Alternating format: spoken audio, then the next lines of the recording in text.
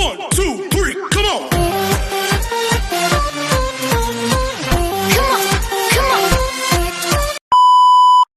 Hello beautiful people! Welcome back to my channel. This is your Mama Sam. Hola mga amigo, amiga, kumare at kumpare. Kamusta kayong lahat? Sana lahat po kayo ay okay at safe ngayong araw na ito. At syempre, kung ako naman ang tatanungin nyo, nakikita naman ninyo ang beauty ng Mama Sam ninyo, fresh overload pa rin, di ba? Ganyan talaga kapag umiinom ka ng maraming vitamin C plus kumakain ka ng maraming banana. Dahil sa banana, mas nakakaloka ang ganda ng Mama Sam ninyo. Charot! So, kamusta naman kayong lahat? Sana lahat kayo ay okay na okay ngayong araw ng Friday. So, ito nga may chika ako sa inyo kasi kanina Friday. So, wala tayong pasok. Every Friday, bumibili ako ng barbecue dyan sa may kanto. Tapos, ayun, naglalakad ako tuwing umaga kasi nga breakfast namin ni Nu. Pagkatapos, ayun, meron dong lalaki na masipag magtinda ng barbecue. Alam nyo, nakakaloka ha. Kasi lagi itong nakamas si kuya. So, syempre, hindi mo naman nakikita kung anong itsura niya, kung gwapo ba siya o hindi. Tapos, kanina, tinanggal niya yung mask niya, tapos kumakain kasi siya. So, nakatingin siya sa akin ng bonggang-bongga, landi ko, no? Anyway, so, syempre, gigising ka ng maaga, tapos pupunta ka doon, makikita mo ganun kagwapo. Ang gwapo niya. Tapos, ano mo yun, naka-smile siya sa akin habang binibigay niya yung mga binili ko sa kanya. O, diba? Tapos, alam ko na yung pangalan niya, pero sikreto na muna. So, nakakaloka. So, natuwa naman ako kasi sabi ko, ay, ang ganda ng umaga. Parang gusto ko ganun-ganunin yung hair ko. Sabi ko, nakakaloka talaga itong mga lalaki na to, no? Yung alam mo yung may mask sila, tapos biglang huhubarin. Ay, winner. Buti na lang, hindi tsaka. Pero gwapo talaga siya. Nakikita ko naman kasi na, alam mo yun, nakikipagtitigan siya sa akin kapag yung bibili ako sa kanya. Siyempre, titignan niya ako. Titignan ko din siya. Tapos, alam mo yun, maganda talaga yung mata, yung kilay, yung winner, kasi medyo makapal. Tapos, yung hinubad niya kanina yung mask niya, kasi mamaya, ngongo, yung bingot, yung mga ganon. Hindi, ang guwapo, in fairness, o, diba? So, yun, nakakaloka. So, bukas ulit. Charot. Anyway, so, bumibili kasi ako sa kanya ng Friday, Saturday, and Sunday. But, let's see tomorrow, kung ano yung update, ganon. Anyway, gusto ko rin magpasalamat sa walang sawang tumatangkilik dito sa Mama Sam Vlog, araw-araw, lagi-lagi. Maraming salamat po sa pagmamahal at support na binibigay ninyo.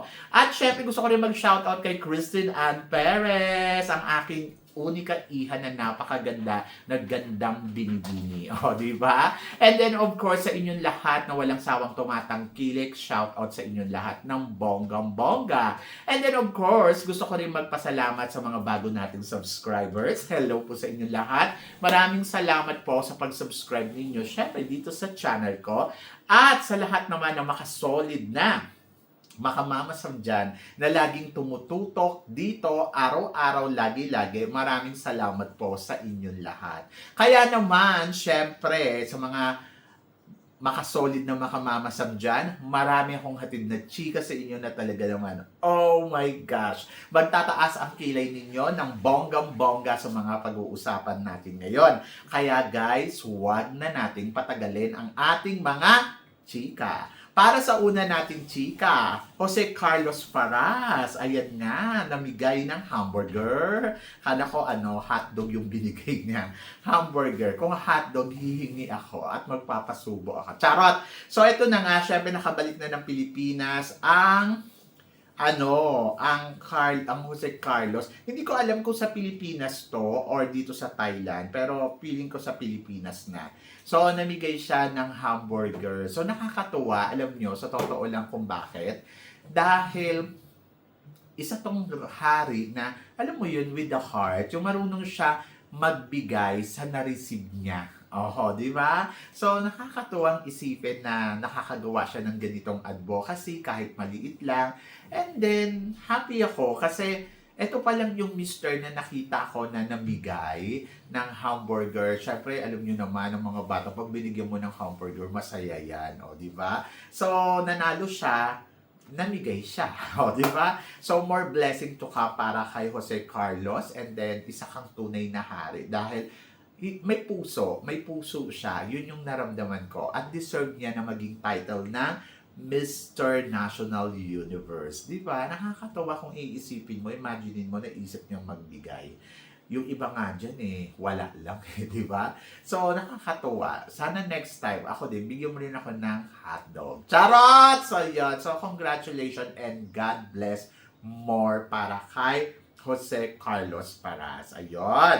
At para naman sa sumunod natin, chika, eto nga, nag-aabang kanina ng pa-announcement ang mga nag-aabang sa Reyna Pilipinas. Kasi nga, di ba, gusto na nga nila malaman kung sino yung official magiging candidates dito.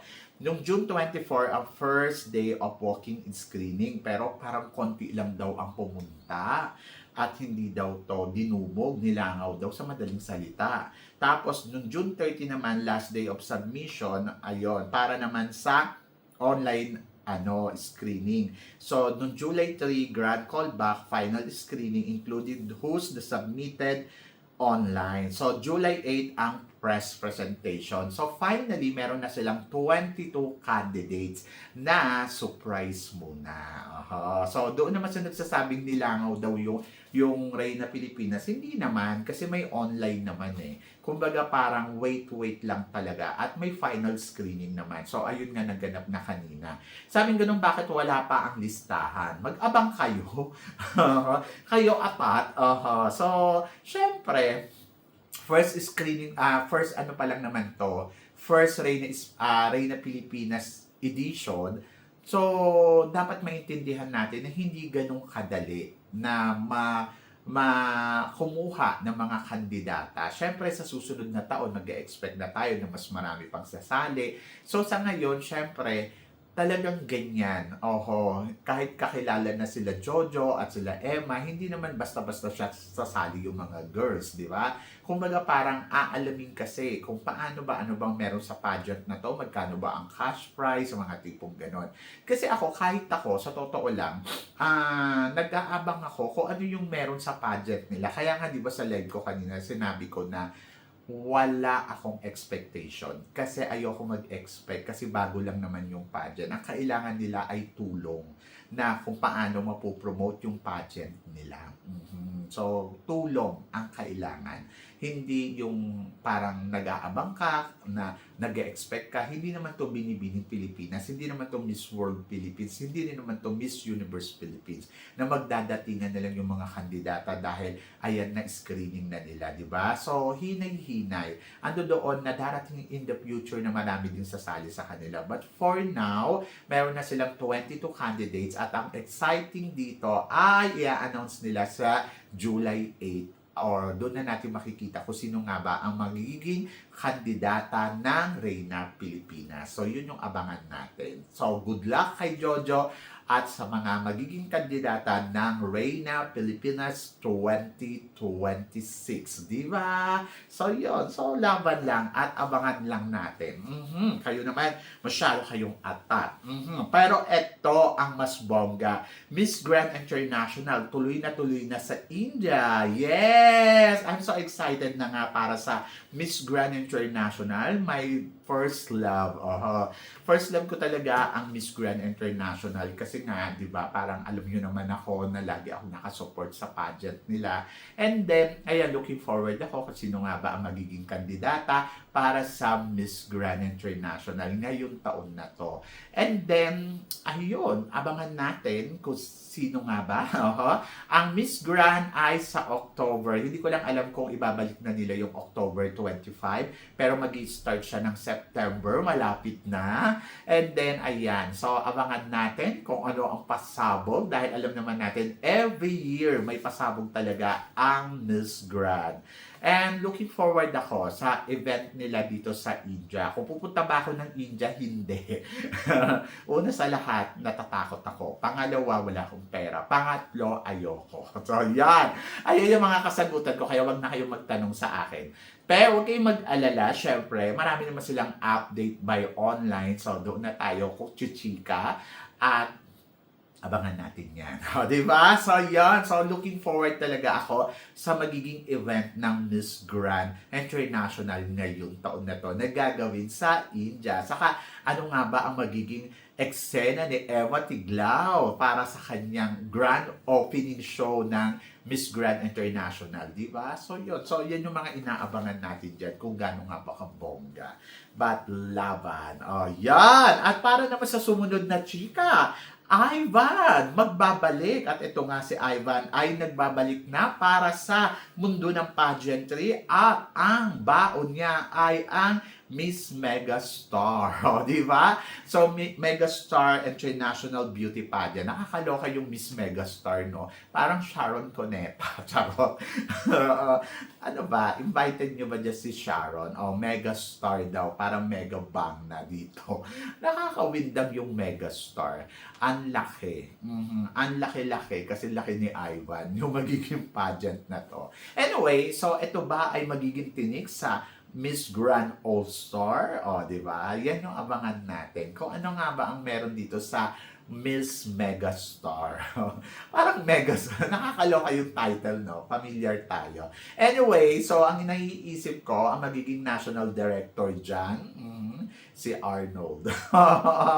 Tapos, or kaya yung Binibining Pilipinas. Tignan natin kung si Arnold ang kukunin niyang national director, kung magbo-bold in nga ba tong si Arnold at saka si Ivan na parehas inayawan na ni Mr. Noah. Ito, di ba? Nakakaloka. Sama silang dalawa doon. Charot!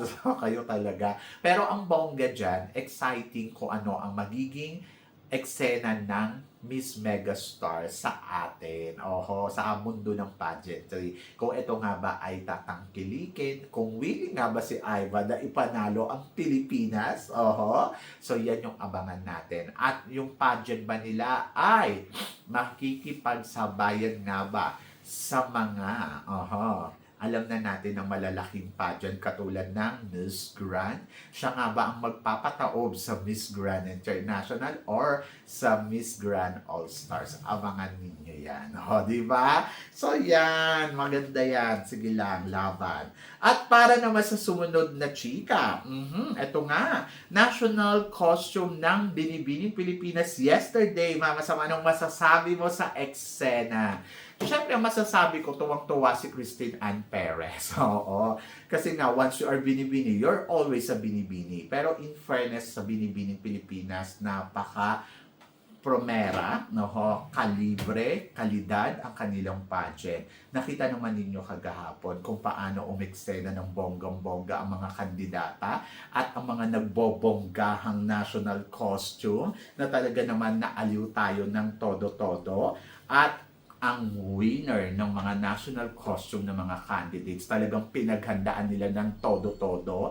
Nawindang ako at naloka ako at gusto kong tumambling dahil walang kupas ang Binibining Pilipinas. Ayan yung sinasabi ko. Kapag talagang umariba na ang binibini, kahit ayawan nyo siya, tuloy ang eksena.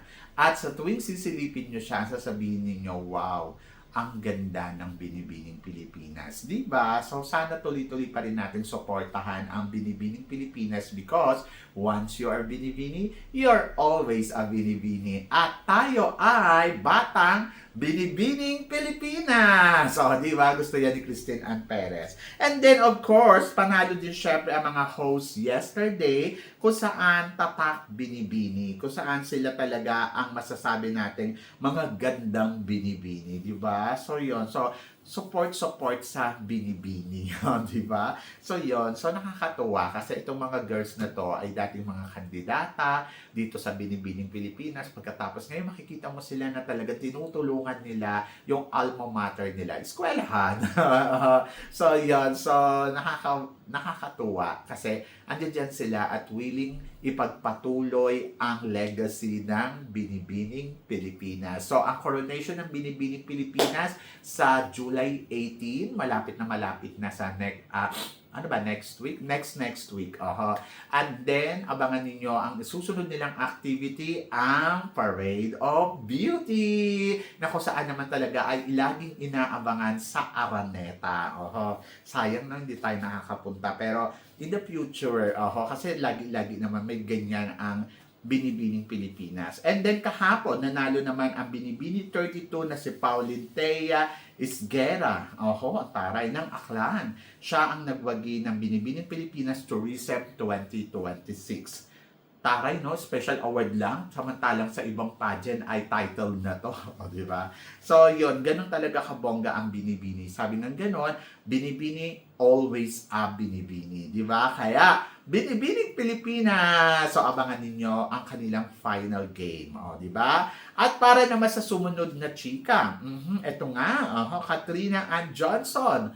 Hindi na talaga mapigilan ang kanyang eksena para sa nalalapit na Miss International. So maraming nang nag-aabang sa magiging laban ni Katrina Johnson at maraming naniniwala na mananalo to. Ngayon pa lang nararamdaman na natin yung vibes na, ano mo yun, meron siyang aura na, ay nako, baka manalo dito sa Miss International. So syempre, ako naman parang feeling ko naman prepared siya. And I'm so excited kung ano yung ipapakita niya sa darating na Miss International. At naniniwala ako na malakas ang laban natin. Naniniwala akong ibibigay niya ang lahat ng kanyang makakaya. At naniniwala ako na kaya niyang makipagsabayan sa mga kandidata na lalahok dyan. Ganun yung pananalig ko sa kanya. Eh di ba nung nakaraang taon, sinabi ko rin sa inyo, Mirna Isguera, 100% makakapasok to sa top 5. O, di ba? At ngayon naman, etong si Katrina Johnson, possible na may uwi niya talaga ang corona ng Miss International sa atin. So, yan, laban yan, di ba? Ay, nako, good luck and wish all the best. At para naman sa sumunod natin, chika, eto nga, sabing ganun, matinding kalaban daw ni Katrina Ligado ay ang pambato ng Indonesia. Ngayon nga sa mga prediction ay out na ang Katrina Ligado at in naman sa number 1 spot ang pambato ng Indonesia.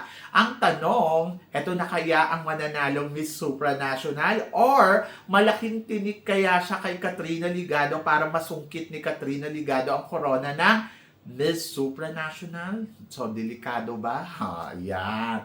Hindi ko alam kung bakit nina number 1 siya. Baka bayad. Charot. Nakakaloka. Anyway, so walang ganun mga Mars. Magtiwala lang tayo. Kumbaga ako para sa akin, paniniwala nila yon, prediction nila yon, ayun yung nakikita nila, respetohin natin ng bonggang-bongga. So ako naman nire-respeto ko naman ang mga gumagawa ng prediction, ang gumagawa ng mga hot picks, nire-respeto ko yan. At naniniwala ako sa desisyon nila. Pero ako kasi, para sa akin, talaga, nagtataas yung kilay ko. Bakit Indonesia? O, di ba? So, talagang may gano'n na talaga ba?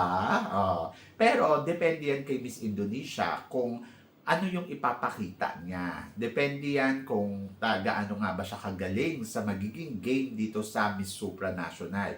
Kung feeling ninyo magaling siya, kaya niyang manalo, wala akong masasabi dyan kundi congratulations and go ahead. Di ba? Pero ako, nandoon ako sa paniniwala ko na alam kong prepared din ang pambato natin na si Katrina Ligado at naniniwala ako na gagawin ni Katrina Ligado ang kanyang makakaya para masungkit ang corona ng Miss Supranational. So matagal-tagal na tayong hindi na nanalo dito since 2013 ang the first and last. And then I hope na sana si Katrina Ligado na ang makapag-uwi. So ako naman, ang nakikita ko naman dyan ay kung si Mucha Datol nga hindi mo rin inaasahan na mananalo pero nanalo, di ba? So bakit hindi pwede si Katrina Ligado? So kung nakukulangan yung iba sa mga galawan na ipinapakita ni Katrina Ligado, guys, hindi pa nagsisimula ang laban. Papunta pa lang sila doon. So, abangan ninyo kung ano yung ipapakita niya doon. At naniniwala ako na prepared siya sa laban na to. At malakas yung kumpiyansa ko na kaya niyang maiuwi ang corona ng Miss Supranational sa ating bansa. So, tiwala at ipagdasal natin si Katrina Ligado para sa magiging laban niya. And then kay Indonesia, wish all the best. Diba? So, yan.